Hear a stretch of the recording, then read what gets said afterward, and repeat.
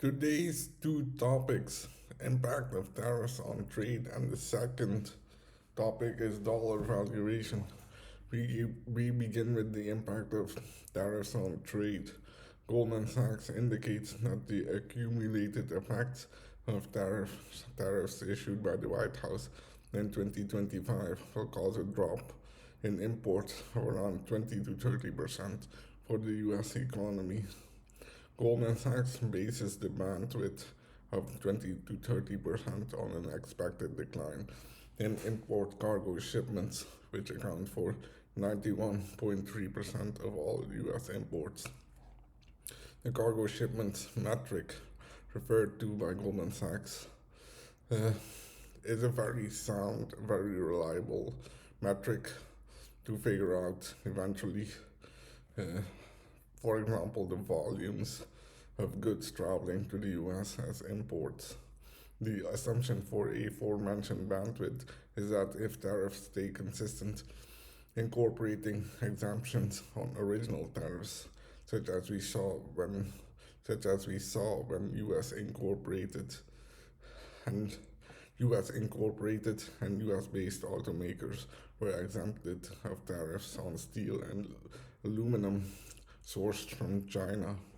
Something notable is that steel and aluminum imports have been a hot topic in global trade imbalances, as imports out of China for steel and aluminum goods, which have been heavily scrutinized in global trade because of state subsidized excess capacity, supply capability building, and eventually government subsidized supply. This supply floods the global market and unfairly undercuts pricing of non-Chinese suppliers who operate the Chinese suppliers who operate with state subsidies as an incentive for manufacturing and supply. European steelmakers have indicated that these Chinese trade policies and subsidies are unfair trade practices and form an existential threat for the European steel industry. Earlier, we also pointed out the strategic importance of steel supply for the global economy, and excessive reliance for Chinese steel can, pro- can pose a national security risk for the US and can cause strategic supply chain issues that can harmfully impact the proper working of the European and American economy. So we consider out of the American government that the issue around supply of steel and aluminum will, exert as if it was highly similar to the bottlenecks we saw with semiconductors, and those bottlenecks formed a global constraint, uh, a constraint for the global economy. So the U.S. government estimates it to be of the same size as in terms of being a risk. On to the next topic: dollar valuation.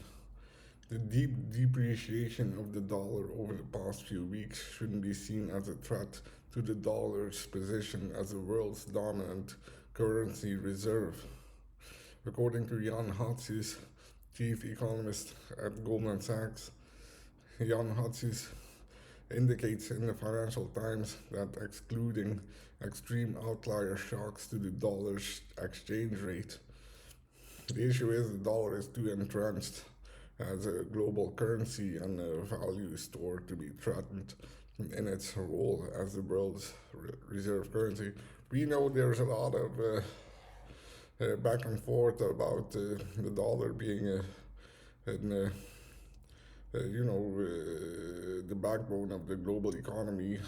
Some people look to undercut the dollar in that specific role, but the volatility, specifically the volatility we have seen over the past few weeks, is not considered, uh, specifically stated by Goldman Sachs and Jan Hatzius, not to be considered a threat to the dollar's entrenchment as global currency reserve.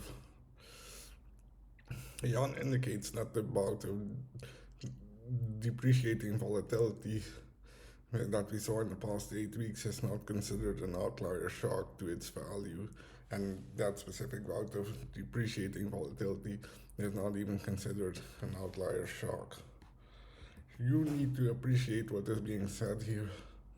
The bout of downward volatility that led the dollar being valued at 1.04 against the euro by the end of February to the dollar valued at 1.13 against the euro on last Friday. You can consider the relative value in percentage points between the currencies is very sizable. That means the smart investor picked up a return that is, according to Morgan Stanley, in the best case, almost 11.5% over a period of 8 weeks. And what is also very particular is the outlier shocks to currency that would debilitate its position as the world's uh, backstop currency, as Jamie Dimon states. This specific amount of volatility that we saw in the past about 8 weeks, by the end of February to trading on Friday, is not considered to be an outlier shock, despite its relevant its relevant percentual variance.